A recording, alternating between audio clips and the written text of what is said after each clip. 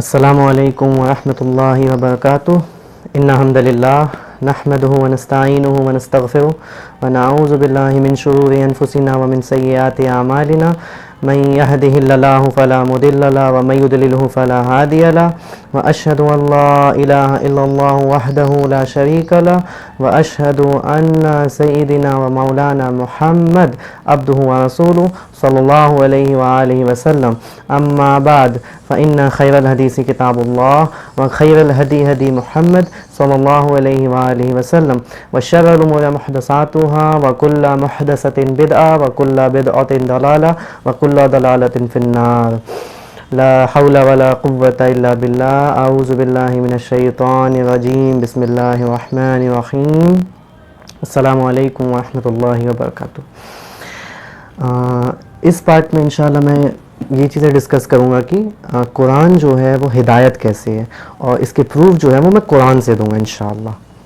تو پہلا ریفرنس جو ہے وہ ہے سورۃ البقرہ آیت نمبر 185۔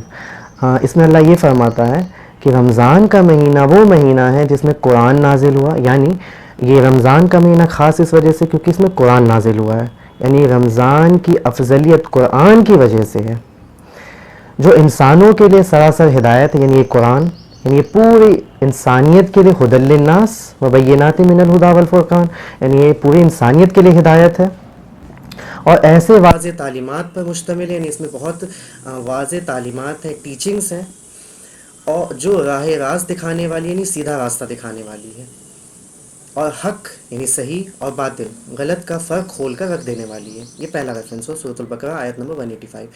دوسرا ریفرنس ہے سورۃ النساء چیپٹر 4 ورس نمبر 174۔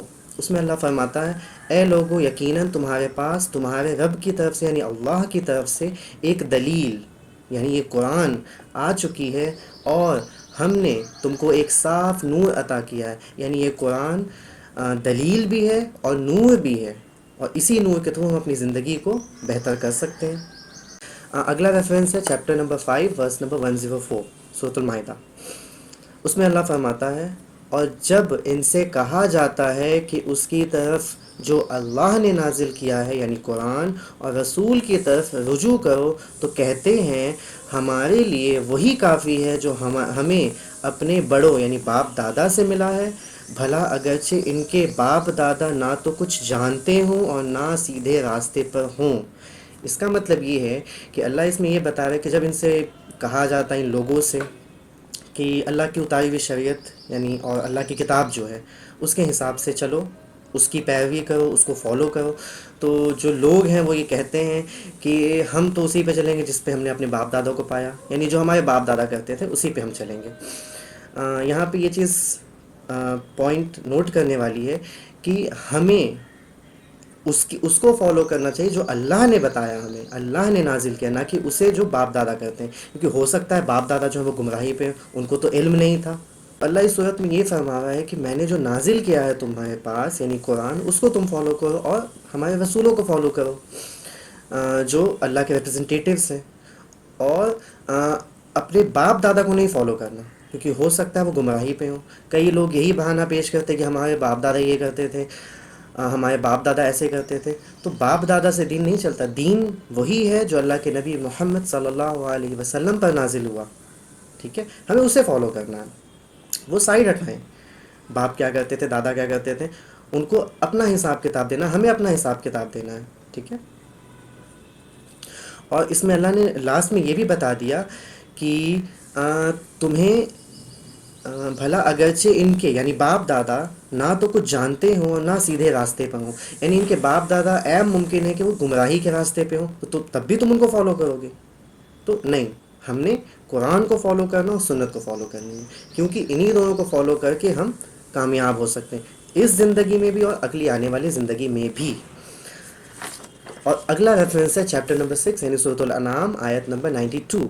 اس میں اللہ فرماتا ہے یہ کتاب ہے جس کو ہم نے نازل کیا یعنی اللہ نے ریویلڈ کیا کس پہ؟ محمد صلی اللہ علیہ وسلم پہ، جو بڑی برکت والی ہے، جو بڑی برکت والی ہے، اپنے سے پہلی کتابوں کی تصدیق کرتی ہے، یعنی اس سے پہلے جو کتابیں نازل ہوئیں توریت، انجیل، زبور، اس کی بھی پیروی کرتی ہے یہ کتاب، اس کی بھی تصدیق کرتی ہے، اس کو بھی پروفنگ کرتی ہے یہ کتاب، تصدیق کرنے والی ہے تاکہ آپ مکے والوں کو اور آس پاس والوں کو ڈرائیں، یعنی اس کتاب کے تھرو ڈرانا بھی ہے۔ فذکر بالقرآن من یخاف وعید، سورۃ القاف کی آخری آیت ہے کہ اے نبی صلی اللہ علیہ وآلہ وسلم اس کتاب کے ذریعے، یعنی اس قرآن کے ذریعے، یہ جو کتاب ہے قرآن، اس کے ذریعے آپ نصیحت اسے کریں جو اللہ کی دھمکی سے، اللہ کی اس وعید سے ڈرتا ہو، اور اس کا وائس ورسا رزلٹ یہ بنتا ہے کہ جو اللہ کی دھمکی سے نہیں ڈرتا اس کو چھوڑ دیں، اس کو آپ نے تبلیغ ہی نہیں کرنی، آپ بس حجت قائم کر دیں، اس کو بتا دیں جو باتیں لکھی ہیں، باقی دیٹ سالو، آپ کو منوانا نہیں ہے، صرف بتانا ہے۔ اور جو لوگ آخرت کا یقین رکھتے ہیں ایسے لوگ اس پر ایمان لے آتے ہیں۔ ایمان لانے کا مطلب اس میں دو چیزیں ہیں، ایک ہوا کہ میں نے دل سے بھی مان لیا، اور ایک ہوا میرے عمل سے بھی وہ چیز ظاہر ہونی چاہیے کہ میں اس کتاب کو مانتا ہوں۔ صرف اس کتاب کو ماننا بھی کافی نہیں، اس کتاب کی ماننا ہے، اوکے؟ تو میرے عمل سے یہ پتہ چلنا چاہیے، میرے عمل سے یہ دکھنا چاہیے کہ اس کتاب کی میں بات مانتا ہوں، یعنی یہ قرآن، اس کی بات ماننا، اس کو ماننا اور اس کی ماننا ہے، اوکے؟ ایمان لاتے ہیں اور وہ اپنی نماز پر مداومت یعنی اسٹیٹ فاسٹ اس پہ قائم رکھتے ہیں، یعنی نماز بھی پڑھتے ہیں۔ یعنی پہلی بات ہو گئی ایمان لانا، ایمان رکھنا، دوسری بات ہو گئی کہ اس کتاب پر یقین ہونا چاہیے ہمارا کہ ہاں یہ اللہ کی کتاب ہے، اس کے حساب سے مجھے چلنا، میری زندگی جو ہے وہ اس کے حساب سے چلنی چاہیے، اس کے حساب سے میری زندگی کامیاب ہوگی۔ اور اس کے بعد ہے نماز قائم کرنا، یعنی نماز پڑھنا، ایمان کے بعد نماز، جو حدیث بھی ہے کہ اسلام کی بنیاد 5 چیزوں پہ ہے۔ سب سے اول گواہی دینا، اشہد ان لا الہ الا اللہ وحدہ لا شریک لہ واشہد ان محمدا عبدہ ورسولہ، یعنی میں یہ گواہی دیتا ہوں کہ اللہ کے سوا کوئی عبادت کے لائق نہیں ہے، میں کسی کی عبادت نہیں کرتا سوائے اس اللہ کی، اور محمد صلی اللہ علیہ وسلم اس کے بندہ اور رسول ہیں۔ اس کے بعد دوسری جو بنیاد ہے وہ ہے نماز، جو دن رات میں 5 وقت فرض ہے، اور صحیح مسلم میں حدیث ہے کہ ایمان اور کفر کے بیچ میں جو فرق کرنے والی چیز ہے وہ نماز ہے۔ یعنی آج کی ڈیٹ میں ہم یہ کیسے فیصلہ کریں کہ کون مسلمان ہے، کون صرف نام کا مسلمان ہے، یعنی آدھار کارڈ والا، تو اس کا فرق ہم ایسے کر لیں گے۔ صحیح مسلم کی وہ حدیث، ایمان اور کفر کے بیچ میں، یعنی ایک بندہ مسلمان ہے یا نہیں ہے، صرف نام کا مسلمان ہے، اس میں جو فرق کرنے والی چیز ہے وہ نماز ہے۔ یعنی جو بندہ نماز پڑھتا ہے وہ مسلمان ہے، اور جو نہیں پڑھتا وہ نام کا مسلمان ہے۔ اور سورۃ روم میں بھی اللہ فرماتا ہے وَأَقِیمُوا الصَّلَاةَ وَلَا تَکُونُوا مِنَ الْمُشْرِکِینَ، یعنی نماز پڑھو، مشرکین میں سے نہ ہو، ہپوکرائسٹ میں سے نہ ہو، منافقین میں سے مت ہو۔ منافقین وہ ہوتے ہیں جو اوپر سے کچھ اور اندر سے کچھ، اوپر سے میں کہتا ہوں کہ ہاں میں اللہ کو اللہ مانتا ہوں، نبی علیہ السلام کو نبی علیہ السلام کو رسول مانتا ہوں، لیکن میرے عمل سے یہ چیز ظاہر نہیں ہوتی ہے، تو یہ پھر ڈبل اسٹینڈرڈ ہے، ڈبل پالیسیز ہیں۔ تو اس میں اللہ نے واضح بتا دیا کہ آپ نے اس کتاب کو فالو کرنا جو نبی علیہ الصلوۃ والسلام پہ نازل ہوئی، اور آخرت پر یقین رکھنا، یعنی میں اب یہ زندگی میں جو اس زندگی میں میں کروں وہ اس حساب سے کروں کہ مجھے آخرت میں اللہ کو منہ دکھانا ہے، یعنی حرام خوریاں نہ کروں، جھوٹ نہ بولوں، اور بھی چیزیں اس میں آ جاتی ہیں، دھوکہ دینا اور اللہ کی بات نہ ماننا۔ اگر یہ چیزیں میں نہیں کرتا تو میرا یقین نہیں ہے، کیونکہ الٹیمیٹلی ایمان والے تو وہ ہیں جن کو اس چیز پہ یقین ہونا چاہیے کہ ان کو مر کر اپنے اللہ کو منہ دکھانا اور اللہ کو جواب دینا ہے۔ پہلے وہ 3 سوالوں کے جواب جو قبر میں، اور اس کے بعد وہ سوالات 5 جو قیامت کے روز اللہ اپنے سامنے کھڑا کر کے پوچھے گا۔ حدیث میں آتا ہے کہ جب تک کہ وہ بندہ ان 5 سوالوں کے جواب نہ دے دے تو اس کے قدم وہاں سے نہیں ہلیں گے۔ تو پہلے قبر کے وہ 3 سوال، تیرا رب کون ہے؟ تو ہم یہاں دنیا میں کہتے ہیں کہ ہم بتا دیں گے کہ ہمارا رب اللہ ہے، لیکن وہاں پہ وہی بندہ بتا پائے گا جو اس پہ عمل کرتا تھا، جو اللہ کو اللہ مانتا تھا۔ اب زندگی میں تو میں نے رٹا ہوا کہ میرا رب اللہ ہے، میرا رب اللہ ہے، لیکن میری زندگی میں وہ چیز دکھتی ہی نہیں، یعنی میں حرام خوریاں کرتا ہوں، غلط کام کرتا ہوں، اللہ کے حساب سے چل ہی نہیں رہا، اللہ نے جو بولا وہ کام نہیں کرتا، اللہ نے جو کام نہیں بولا وہی کام کر رہا ہوں، اللہ نے جس چیزوں سے منع کیا وہ چیزیں میں کرتا ہوں، جو چیزیں کرنے کی وہ نہیں کرتا، تو میں نے اللہ کی بات کہاں مانی؟ یعنی میں نے خدا تو کسی اور کو بنایا ہوا ہے۔ اگر میں نے خدا اللہ کو مانا ہوتا تو میں اللہ کی بات مان رہا ہوتا، میں نے تو اللہ کو خدا مانا ہی نہیں، تو میں اس کی بات کہاں مانوں گا؟ سیکنڈ چیز ہے دین.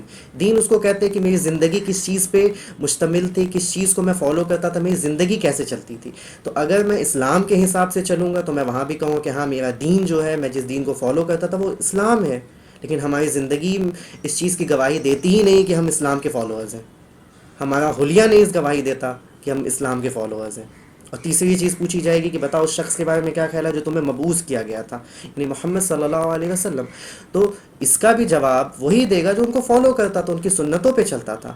یہ نہیں کہ صرف میں نے کلمہ پڑھ لیا، نبی علیہ السلام کو صرف نبی مان لیا، رسول مان لیا، ان کی باتوں پہ ہی عمل میں نے نہیں کیا.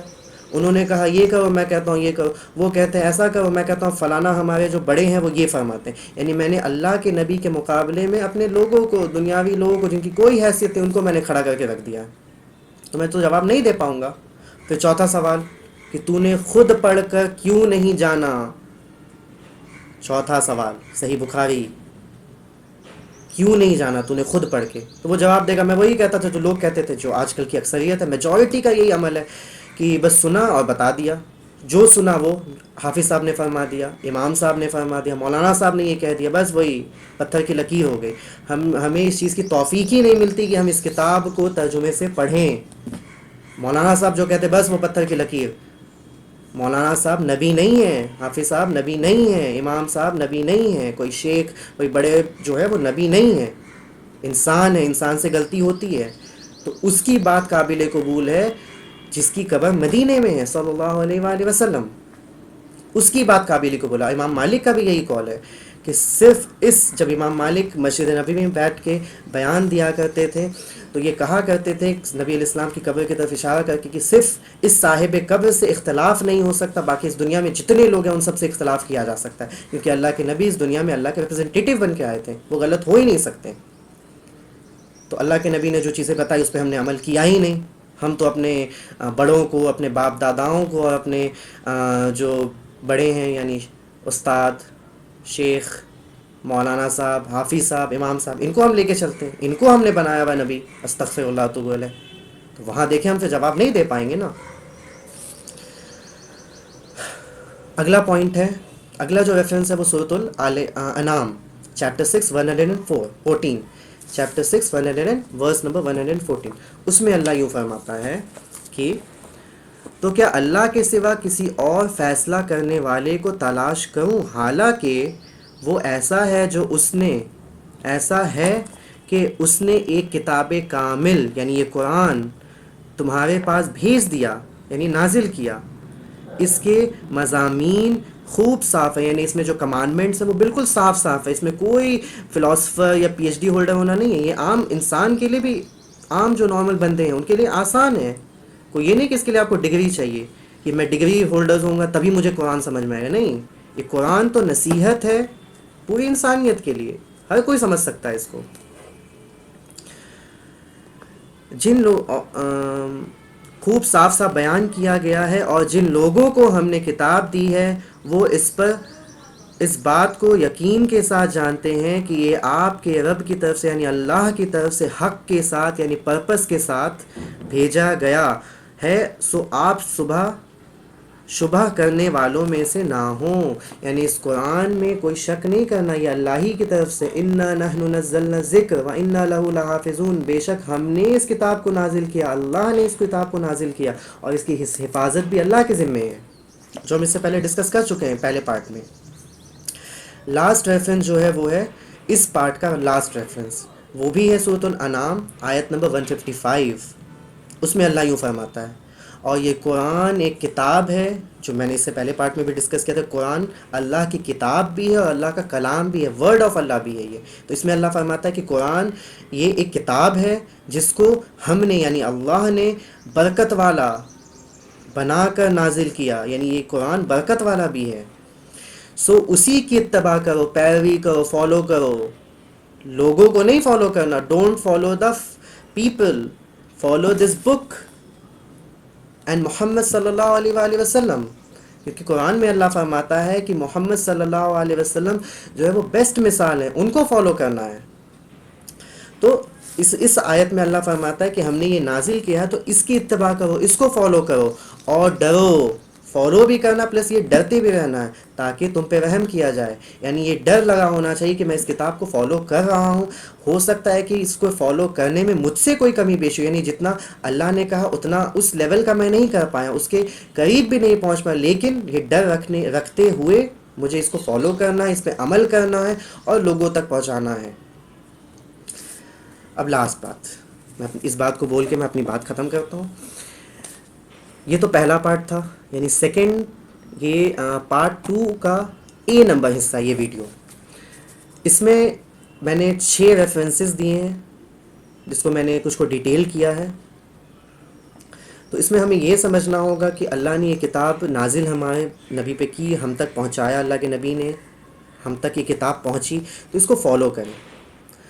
اور فالو کرنے کے ساتھ ساتھ لوگوں تک پہنچائیں بھی، بتائیں بھی. صرف یہ نہ ہو کہ میں یہ کہہ تو رہا ہوں کہ قرآن جو ہے وہ اللہ کی کتاب ہے اور قرآن جو ہے اس سے یہ ہوگا وہ ہوگا اور ایسا کر سکتے ہیں ویسا کر سکتے ہیں، یہ ایسی ہے اور یہ ہے وہ ہے، یہ سب نہیں.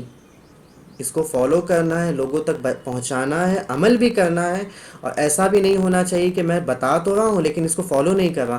میں مجمع میں تو یہ کہتا ہوں کہ قرآن اللہ کی کتاب ہے، اس کو پڑھو گے اور اس کو سمجھو گے، اس کے حساب سے چلو گے تو تمہاری زندگی کامیاب ہو جائے گی. لیکن وہیں اگر میرے گھر کا کوئی بندہ، میرا کوئی دوست، میرا کوئی یار اگر قرآن کو فالو کرنے لگتا، بتانے لگتا ہے، تو میں پھر اس کے پیچھے پڑ جاتا ہوں. اس کو میں کہتا ہوں کہ تم گمراہی پھیلاتے ہو، تم کیا کیا باتیں کرتے ہو، تم کو یہ نہیں بتانا چاہیے. تو دیکھیں ڈبل سٹینڈرڈز. مجمع میں تو یہ کہتے ہیں جہاں سے ان کو چندے ملتے ہیں، پیمنٹس ملتی ہیں، وہاں تو یہ کہتے ہیں قرآن فالو کرو، حدیث فالو کرو. لیکن جب اکیلے میں آتے ہیں تو کہتے ہیں نہیں نہیں، وہی فالو کرو جو ہم بتاتے ہیں. تو سوچیں، اپنے دماغ کھولیں آپ. تب تک کے لیے السلام علیکم ورحمۃ اللہ وبرکاتہ. اللہم صلی علی محمد وعلی آل محمد. سبحان ربک رب العزت عما یصفون وسلام علی المرسلین والحمد للہ رب العالمین وما علینا الا البلاغ المبین. السلام علیکم ورحمۃ اللہ وبرکاتہ.